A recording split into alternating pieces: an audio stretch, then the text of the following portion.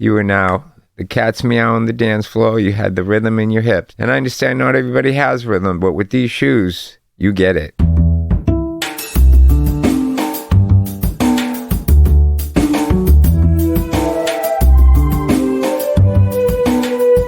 This is Champagne is Also a Band podcast. One songwriter, one song. I'm Sven, your host for a journey into the music of Champaign-Urbana. Recorded in the Blue Box studio with a songwriter from the Champaign-Urbana music scene, past or present. Champagne is Also a Band podcast is proud to be a part of the Champagne Showers podcast network.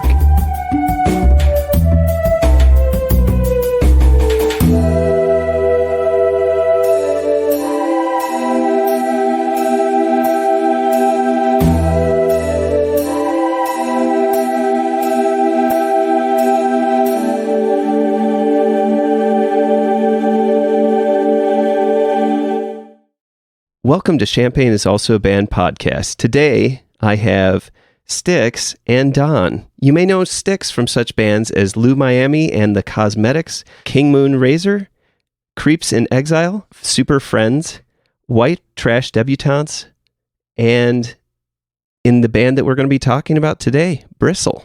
And also, Don, we have such bands as Hushtower, Terminus Victor, Social Imaginary, and, of course, Bristle. So, welcome both to the show.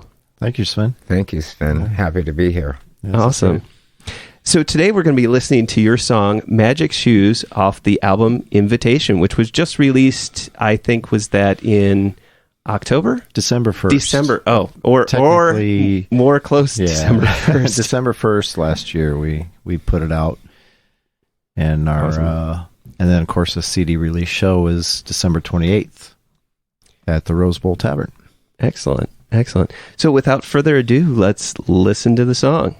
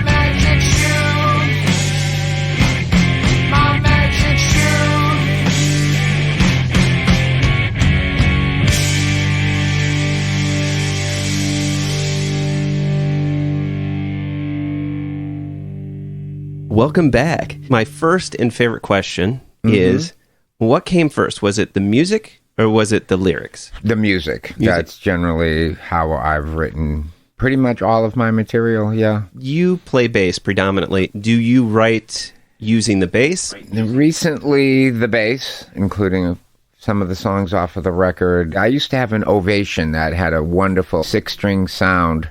I actually smashed that trying to write a song. Most recently bass, in the past acoustic guitar. For this song, you wrote it with the bass. Yeah, it's a very bass-driven song. It's all rooted in that bass line. So which section did you write first on that bass? Like what the came verse, out first? Nice. Definitely. And it just had like a little spotty groove, and I felt like easily embellished with a vocal melody that often is inspired by a nice walk-in bass line or what have you, a bass progression. When did the words come about? How did those fall into what became My Magic Shoes? When you're just trying to find any word that may rhyme, or you're able to hit the note you're trying to hit without struggling, it's almost irrelevant. And so you'll say something to fit that criteria. At least you can sing it. You're not really worried about what the words are right now. You're just trying to exercise that vocal melody. And then lo and behold, you just happen to say My Magic Shoes. It's like, whoop. And then you liked it and you stuck with it. So that's how that thing came about. It's like scatting with lyrics, just making up sounds and plugging words in, and then you can piece together some interesting phrasing and run with it. As you're writing it, how did it then get fleshed out with the guitar? I'm assuming like Don brought in the guitar part. You're establishing the base of the harmonies, and then Don comes in over. And how did you mix your part into what Styx had already written?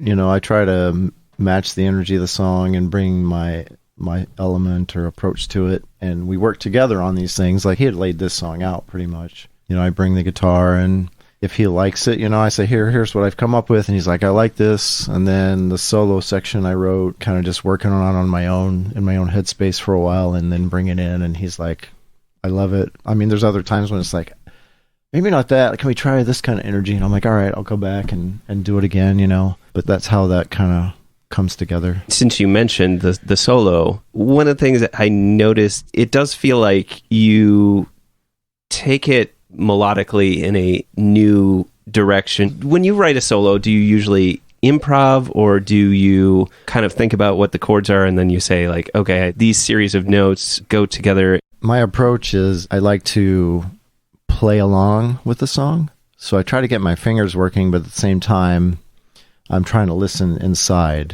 What do I want to hear here? What kind of energy or expression am I looking for out of a guitar here? And with this one, I just started hearing kind of those lines that you hear in the guitar parts there, working with the rhythm that was there, and just started putting it together. And this one actually wound up being layered. And I actually kind of heard that in my head as I was playing a part, and then all of a sudden I heard this thing of harmony coming through, and started laying it out, and figured I could do this in the studio easily, right? Right. I can't do everything live that I did in the studio, but I can do some of it with a loop pedal I have. And so I'm able to do some of that harmony live, even with a loop pedal. Oh, okay. To kind of allow that to come across live as well. After I wrote it and presented it to Rich and of course our drummer, they really were excited about it. Dan Powell. So. I'm curious if understanding the message or the idea behind this song, like, did that inform the way that you did that? I mean, we're talking about magic, and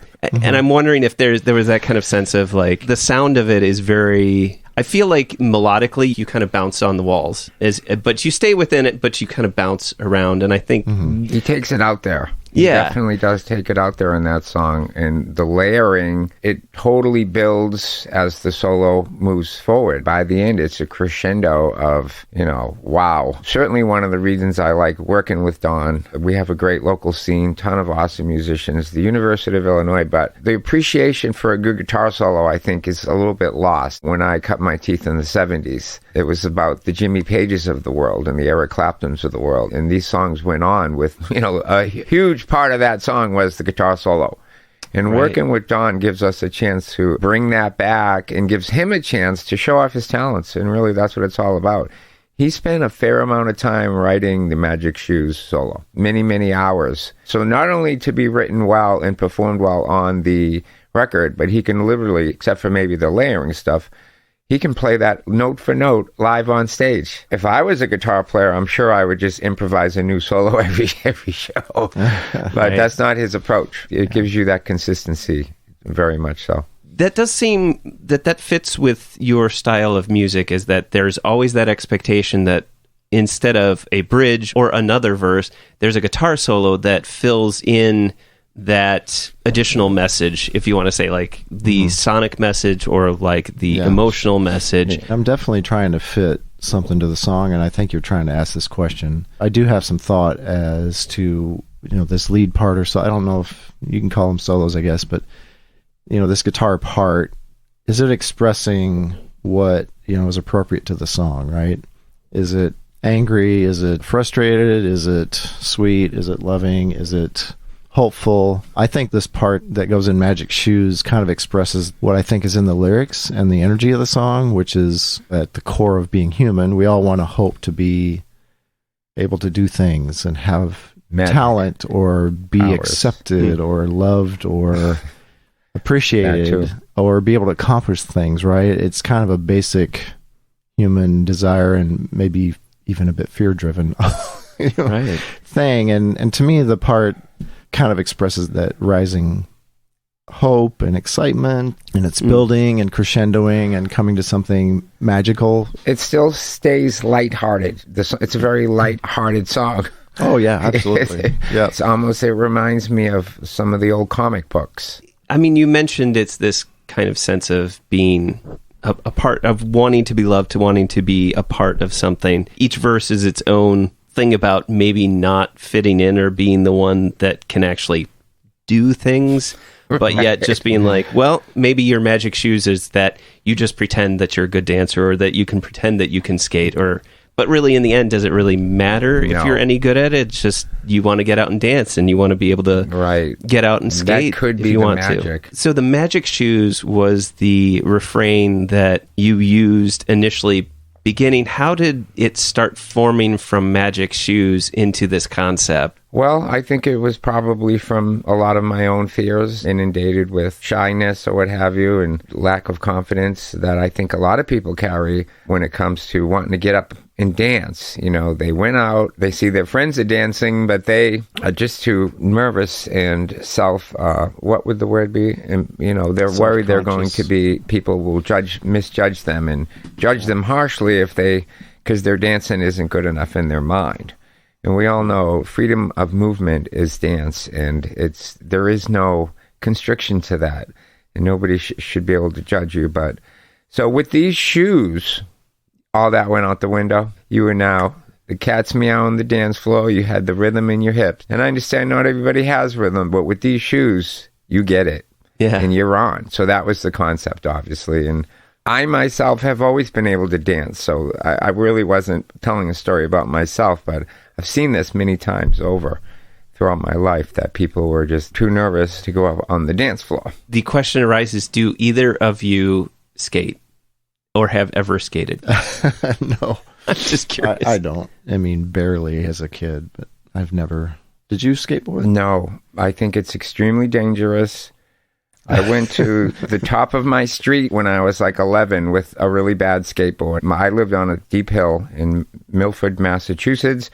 I went to the top. I tried to go down. I crashed immediately and said, never again. I have yet to get, besides maybe a little bit here and there, actually. I used to live in a punk rock commune in Boston, across from the Boston Garden. We actually had a skateboard ramp in our living room. I probably did try it again, but no, it's way too dangerous and I'm too tall. What made you think about using that? Well, I mean, being in a punk community, skateboarding has always been so interlaced with punk rock, and certainly it started in the 80s in the Boston music scene. Skateboarding was a really big part of it, and so unlike dancing, that actually did come natural to me, skateboarding absolutely did not.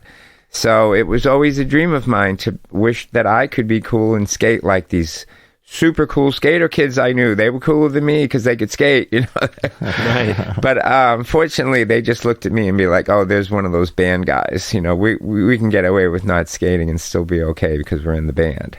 We're one of the people playing the music that they love to skate to." So you've never found your face in Thrasher? Right. No, that's an abstract dream. That's a dream. It's part of the magic of the fictitious story about me finding these shoes and living my dreams with them, because they give me the power to be in Thrasher. I feel very comfortable with Thrasher because being as friendly that I was with Jake, who was the editor, longtime editor for Thrasher magazine, Jake Phelps, and God rest him, he died about 2 years ago. And he pretty much was Thrasher magazine to what we know it as today and have been for the past 20 years. I have a lot of respect for those guys, so that's what allowed me to concoct that verse. I would never have guessed that there was that kind of personal connection to, you know, having your face in Thrasher as part of the dream of the magic shoes.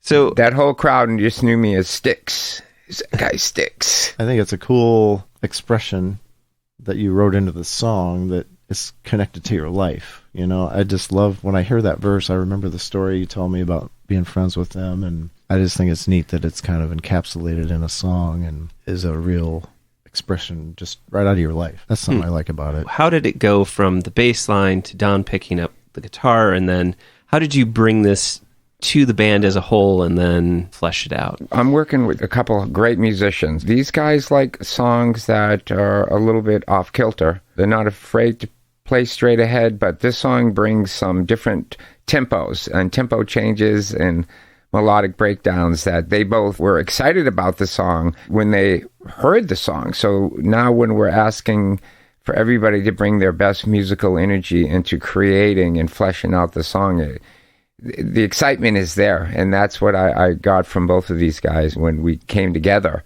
and wanted to, as you said, flesh this song out and make it right for Bristle. So Don, how did you flesh out this song? Sometimes we sit together. I think we probably did that on this song. We've done it with a lot of the songs. So, and then I'll take it home and have a rough recording of it maybe, or maybe we rough something through in a practice, and I'll work it through with a rough recording and put my mark on it, right, with what I want to hear from the guitar, what chords I want to play, how I want to play the chords. Sometimes I'll change the type of chord I'm playing. You know, it could be an A here or an A up there, or, you know. Right. And just try to make it express the energy and feel that we're going for in the song. And on this song, too, I mean, I go through a fair amount of changes in my sound. You know, there's little things I'm doing with the sound of the guitar as well as, you know, chordal stuff, right? Because that's a big part of, I think, what we're doing here, and just my experience in rock music in general. Those sounds are kind of important. The sounds and the tones and the other things that go into coloring it are important, and so I'll work through those things until it feels really good, and then share it and see what they think, and if we're all on the same page, we go forward. I'm curious, like, I've been calling things in my mind, and also as I look at the format of this piece. So there are these breakdowns or intermissions, I almost want to call them. So it's not like bridges or whatever, but they're ways of not even, maybe. I want to call the My Magic Shoes line, that's kind of the pre-chorus, and then you launch into it using, like, there's this breakdown or intermission that goes into the slip inside of My Magic Shoes. Like, how did those come about? Do you use, like, some of the same motifs from before and then bring those in? I'm just curious. It's a combination of working on it. Like I said, rough tracking first probably. And I'm listening in my head to what do I want to hear? What am I feeling? And then when we get to practice and we get a chance to play it together, inspiration continues there typically, especially with this group. I mean, the three of us have a good energy and a good chemistry, you might call it, to where we're communicating and doing things together to make this kind of grow into what the song wants to be. And we're trying to listen for that. So, you know, the target, I guess, is what's best for the song. Maybe if you want to put a high-end goal out there, and we're shooting for that together. But we have to do some work separately and then kind of bring it together and grow it into the final version. So you would say a majority of the parts that were written that finally end up in the final piece, you would say a majority of that you work on those separately? It's interesting to hear different ways that people... A good chunk of it was inspiration from how we play this together. This isn't a typical song. This is something else I love about this song. It's kind of all over the place, but it communicates so much emotion and fun and great energy, even though it's not like a hook necessarily, right, like a beat thing you might typically hear. I mean, I think we see a lot of great response to that song. When we play it, people are just like, what was that? That was fun. That was, people seem to really respond to it well. I think it just makes it a really interesting song. I think I'm losing track of what your question was now, but... It doesn't matter. Like, I was thinking about what proportion of the songs that you do together it's introduced, you might spend an hour, but then you spend... 6 or 7 hours by yourselves, and then bring those into... I think you described Don there. Most of the hours he spent putting together the guitar parts were probably spent away from the band. He has a very engineering, technical approach to everything in life, including his music. He's striving for perfection. His sound is a huge part of it. We're talking about playing and creating, but then you need to have the equipment to back it up. And so he also delivers there. He plays stereo on stage. So there's dual speakers on each side of the stage with Terminus Victor as well. And I love this man's sound live. Yeah, I'll spend a fair amount of time by myself ferreting through guitar, how I'm going to play it. And then the inspiration, though, I have been technical, and I probably still am very technical in approaches that I take, but I've doing it for so long, there is an artistic side that I've learned over the years that you want to let things just kind of go to, and absolutely. What's the inspiration? What's the expression we're going for here, and not worry too much about the super technical stuff, right? Some of that doesn't matter. Well, and you also have to be able to move a lot on stage to be able to play that, so you don't want to get too caught up in the technical aspect, or you might slip, but...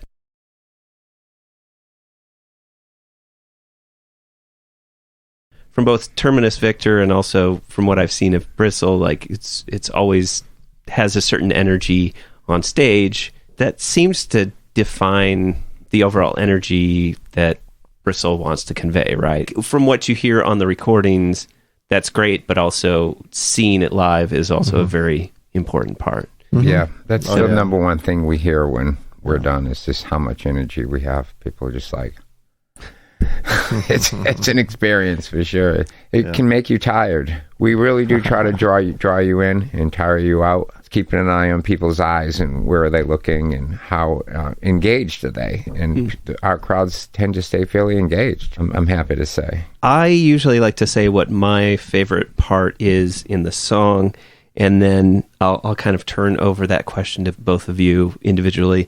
I do love the solo because there's just something about it. It does convey this mystery as well as just kind of like, oh, screw it, let's just do it. As you understand more and more about the song, you're like, oh, that's exactly what it is. I do love the social beat has skipped this one.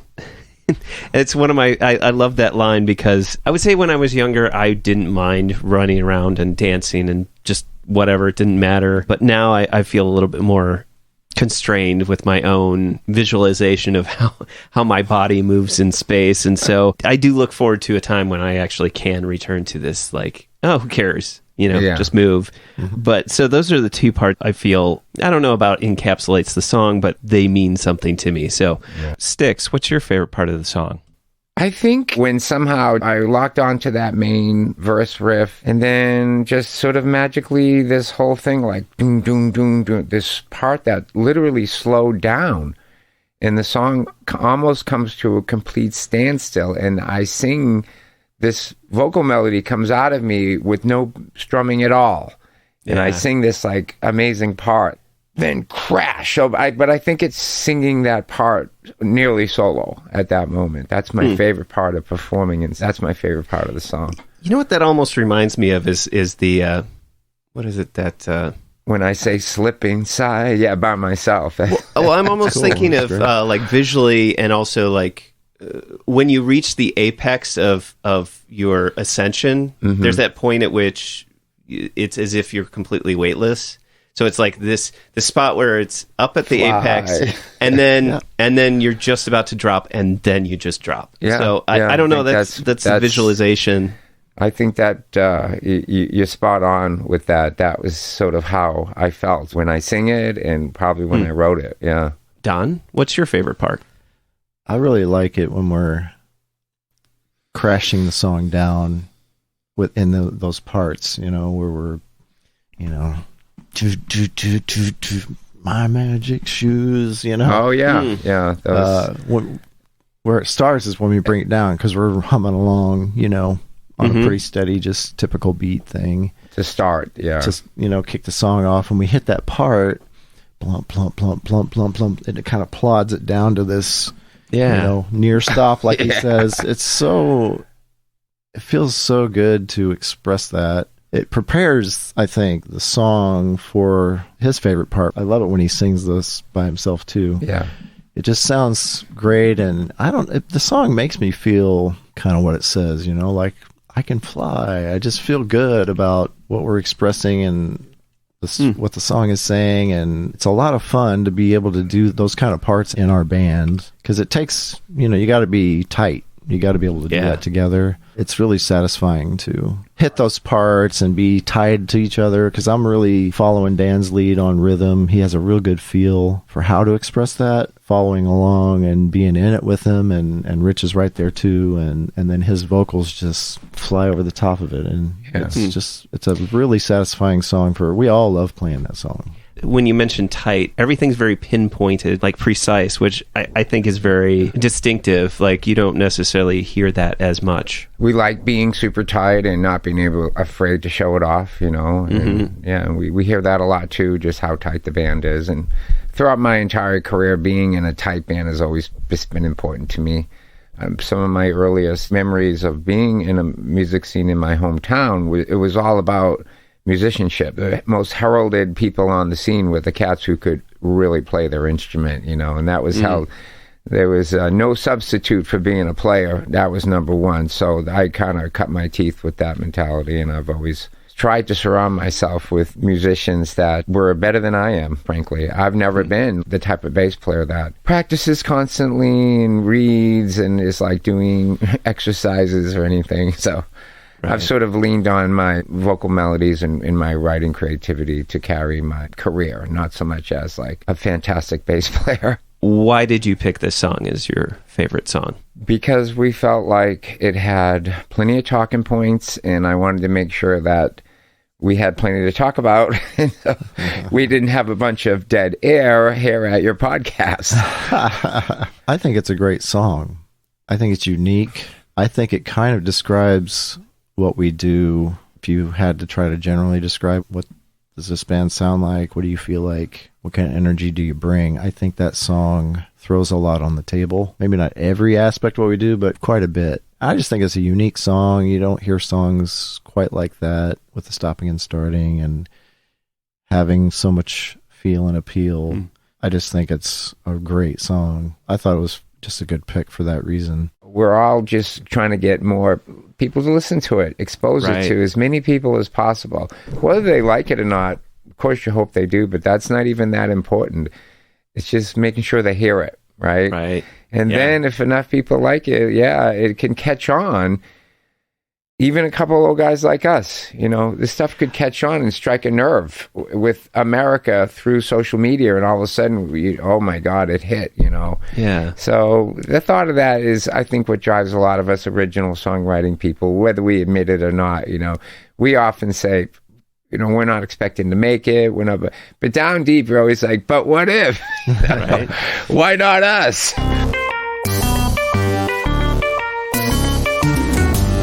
Champaign is Also a Band podcast is proud to support Exile on Main Street.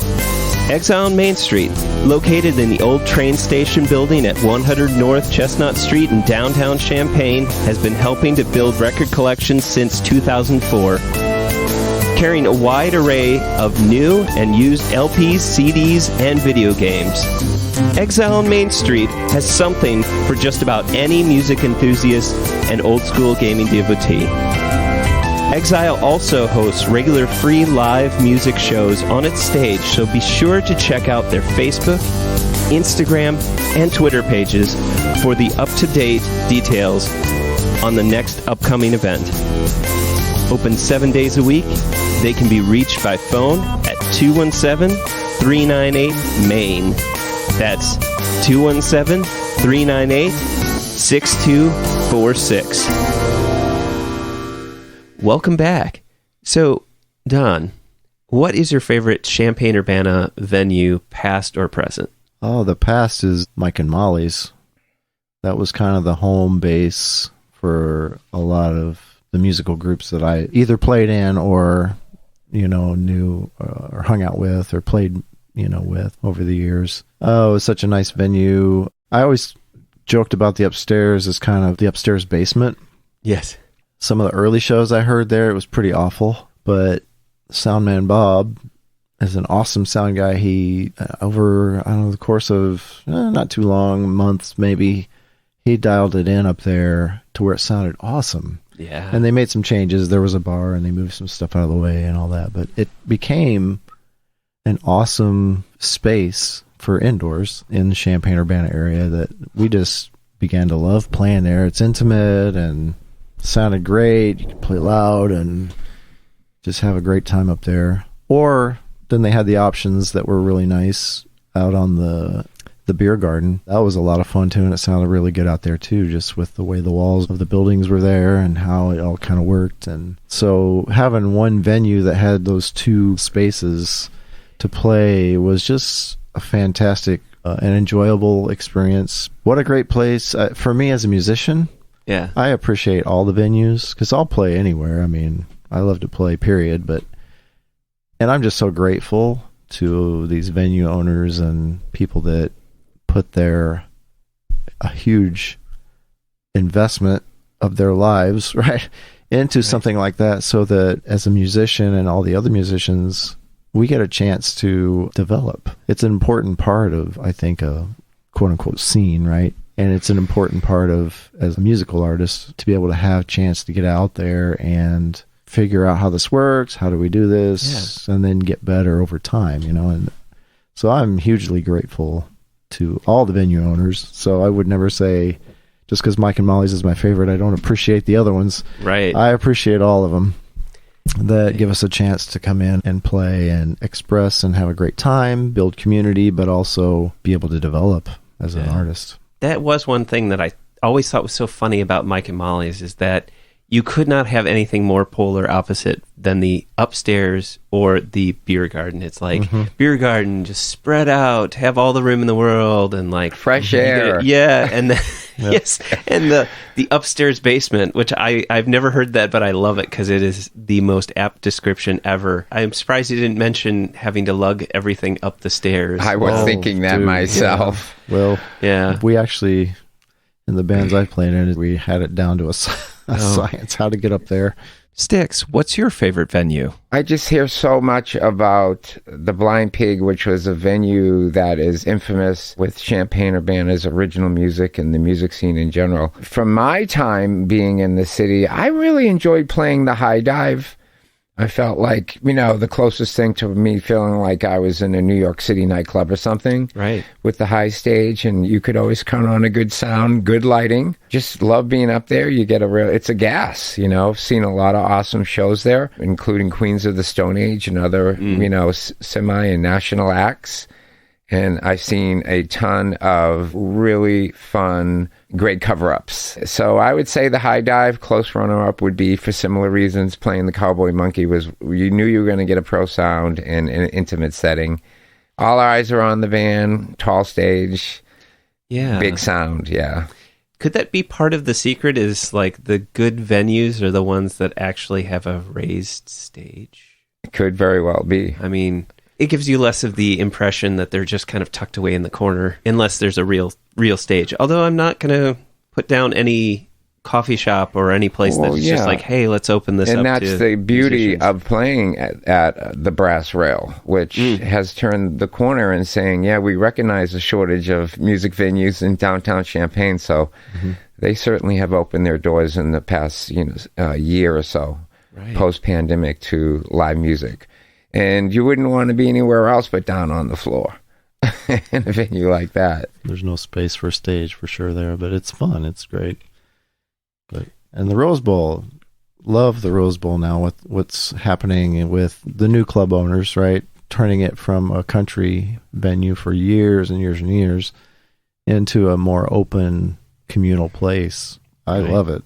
I so appreciate what they're doing there now too, and it's basically very inclusive. Yeah, very inclusive, and they made some good changes too. You know, that rail and whatever and roses was a thing for a long time, but I'm glad it's kind of cleared off because I think it's making space for new growth, new opportunities, new expressions, more open. It was nice to have that removed, especially for me because I like to jump around a bit. Absolutely. And that's, I get excited. And that can be guitar neck height, right, too? So if you swing, that's not the best place. Not a good idea. You don't want to crash into that. I've had this question during the pandemic, and, as performing musicians that have performed in several bands and have been performing for some time, I feel like this is a question that you may be perhaps the best to answer, but in the time that we've had the pandemic, a lot of the venues haven't been able to have live shows, and we've had to rely on technology to reach out and connect with people in those ways. But I'm kind of curious what makes a good music scene community. So I want to post that question to both of you. What makes a good music scene? I really feel it starts with people picking each other up. The key term being extremely inclusive, and for some of the veterans, seasoned musicians to welcome younger and or new talent and encouraging people and making them feel welcome so that they can create their art free of fear. That's how the best art comes out. That should be the foundation of a great music scene, and we do have some of that going on here, and that's one of the reasons, we have a fine music scene. And why, when I arrived here from California, I felt like it was a good place to set up shop. Fortunately, working with some fine musicians, I'm able to continue my career, even at 59 years old.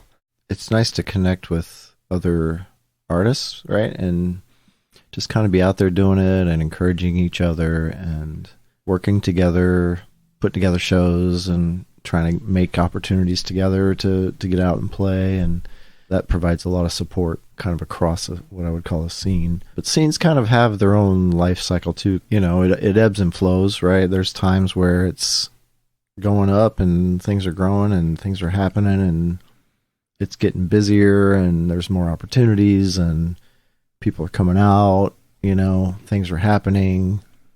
And then it ebbs again. It's going down after a time where it might have peaked and now maybe it slows down again and maybe it feels like nothing's happening, but then again, right? I think there's always something going on in those basements all over town or whatever bedrooms, and people working on stuff and just waiting for a chance to get back out again. So I think maybe we're kind of in a lower spot, right? Especially with the pandemic coming through and really putting a damper on things for a while here. At the same time, that could create a pretty big need for the future here of people just dying to get out again and live that community experience, I would call it, of playing shows as an artist or as a listener, going to shows, or as a supporter, going to shows of fellow musicians too. And I could see it, having a pretty good growth pattern once we can get through this, this pandemic. I guess with that said, what do you think our Champaign-Urbana community could do better? I would like to see greater numbers of people coming out and supporting local music. I think maybe part of the lull that we're in, I see sold out venues where national acts, even less than notable national acts, come through, but just it may be a little bit less enthusiasm than I'd like to see maybe for people going out and supporting all these fine acts that we have. All in all, I think actually our city does a good job. People do come out for each other, but it could always be better.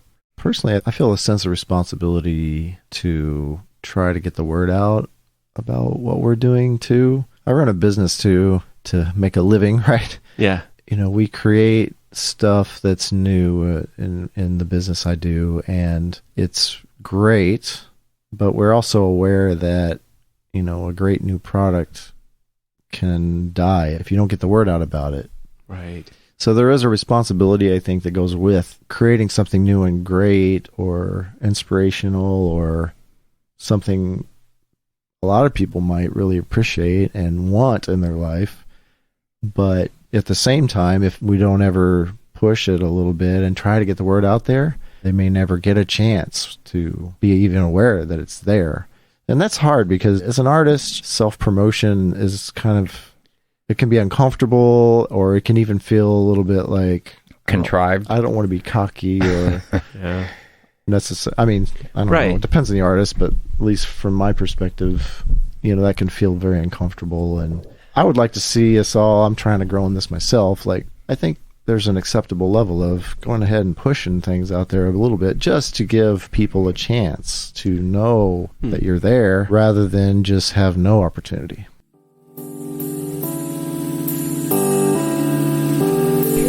Even in the midst of the current coronavirus pandemic, the Jubilee Cafe is continuing to serve packaged, home-cooked meals free to all every Monday evening, 5 to 6:30 p.m. Meals are available for pickup outside the 6th Street door to the Community United Church of Christ in Champaign, Illinois, 805 South 6th Street. Jubilee Cafe's mission remains the same. Feed hungry people by cooking healthy and delicious meals. We are open to anyone who cares to receive a meal.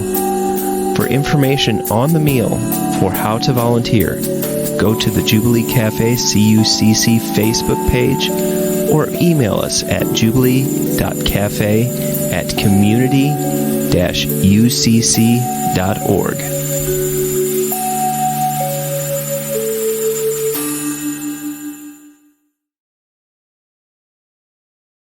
Welcome back. So, Sticks, what is your favorite non-musical thing? Lately, I would say like sports, following the Illini and following my Boston teams. I find I'm just really like to stay up on that stuff, and I can talk sports with people for like 2 hours or whatever and know all the names, because there's a lot of people that are along with me on the sports tip. So I really enjoy my sports. I'm excited to get home and watch the NFL playoffs here just shortly today, actually. Yeah. Now, remember, this was the playoffs, so Sticks had no idea what was going to happen. But, of course, I had to ask him who was going to win. I was projecting Tom Brady once again to make it and win the Super Bowl with the Buccaneers. So I was proven wrong last week when they were upset, although it was a really fantastic comeback. A lot of self-inflicted wounds by that Rams team. But nevertheless, the Bucs did almost steal that game. I've been impressed with Jimmy G and what he's pulling off in San Francisco. Of course, he's one of Illinois' favorite sons. A graduate of Eastern Illinois University. He's been taking a lot of heat for various reasons. His statistics may not be superstar quality like some of these other quarterbacks, but he just seems to get the job done. So I'm going to roll with San Francisco, the underdog, to make it to the Super Bowl and win it. And by the time this comes out, we'll see whether you are correct. Sure. So, I mean, have you always been into sports? Or Yes, right. Yes, pretty much always, yes. Football, basketball, anything? I think when I first fell in love with like professional sports, when my father and my grandfather who lived with us, we all kind of evolved into being big Bruins hockey people, and we would sit on the couch and bond. So maybe it was a time when I could connect with my dad and my granddad together, watching Boston Bruins hockey. And at age 9 and 10 years old, I think I developed a love for spectator sports. Excellent. Going back that far, and then the intense sports interactions that the neighborhood kids would have in the street also was a big part of my love of sports, playing sports, from street level all the way through to high school. What did you play? We played street hockey. We played wiffle ball. We went through a spat of building go-karts, where we all had go-karts and go-kart racing. So... Wow. Racing's a sport. That sounds fun, yeah. Don, what's your favorite non-musical thing? I would probably say my wife and I are kind of foodies, and we like to try new things, new spices, new flavors. I don't know that we're the most adventurous people per se. I would say we're more adventurous than maybe the average probably, but we have some limitations. Like I don't really like sushi, some other things, Middle Eastern, Mediterranean type stuff, and Indian, and Do you cook yourself, or is it more of being able to go out and check out restaurants and that kind of thing? Yeah, I'm not a big cook myself. My wife is, though. She's really good, but we also enjoy just kind of the going out time. We're kind of at a time in our lives where we're both busy. Our kids are almost out of high school. We're kind of transitioning to this time where they're kind of grown and we can kind of do our own thing again. And so for breaks, we like to venture out and find some really cool, like a new restaurants or... So what's a new restaurant that you found in this area that you really liked? We like... Watson's is awesome, and Kuinar, we love Kuinar. When we go to Kuinar, you get a glass of wine there. We call it the Kuinar pour because it's a really nice pour wine. They fill that glass, and it makes it really enjoyable, right? Punch has awesome cocktails. Most places, cocktails are not very good, but Punch has kick-ass cocktails, cool. Man. They're awesome. And then we love to hit, like, Chicago and places like that. So one of our favorite places in Chicago is called Avec. AVEC, and they've got some really interesting dishes that we just have been really wowed by. And are they just styled differently, or are they just are they of a particular? It's kind of, I think it's like a Mediterranean flair, Italian, but then some spices and other things thrown in, and just interesting combinations of things too. I should know more about the technical style they might describe themselves as, but we just enjoy it, Figure out what you like and you try to find more of it. Yep, just try things, and dig around, and you hear about it and read about it and go try it, Don, Styx, thank you for being on the show and telling me all about your song Magic Shoes, about Bristle, the CU community and your favorite venues and your favorite non-musical things. And I appreciate you coming all the way out here to record with me. So thank you so much. You're very welcome. It was a pleasure for us to be here. And I think it's really neat that you're even hosting a podcast. And I want to have a podcast, but no, what you're able to do to help us come down here and share the good word of Bristle. We put a lot of effort into this record, and it's just nice to have, the kind of interest that you're able to help us spawn. For all the artists that have come down, I think you said this was your 81st episode. This will be, yeah. Yeah, so we love coming out here to the country. You live in a beautiful part of the state. There's nothing quite like the feel of East Central Illinois. You can't get this anywhere else. Yeah, Thank you very much.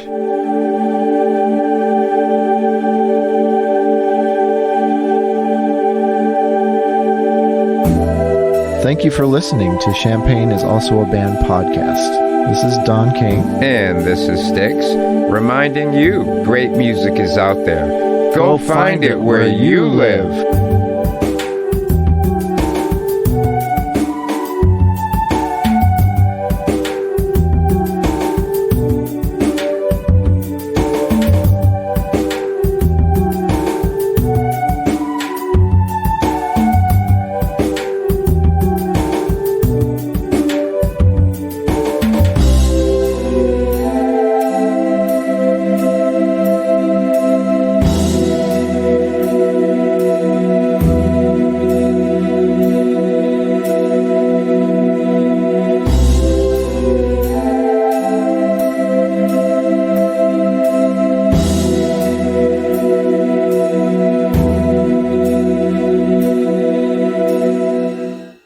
That's a wrap.